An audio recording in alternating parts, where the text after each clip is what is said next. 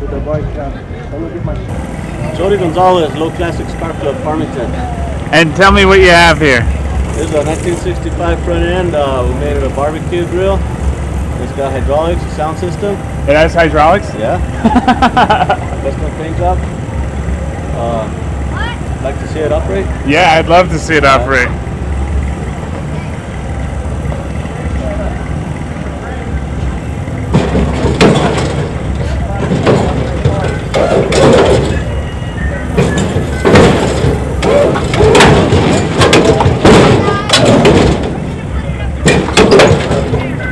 That's killer. And then you can just pop it open and grill off it? So you don't even have to flip the burgers, right? Oh, we can flip them. Oh, that's just killer. Where'd you get the idea for this? Well, I just had a parts car in the backyard. I needed something to do with it. I wanted to do something different, so I just came up with this idea and built it.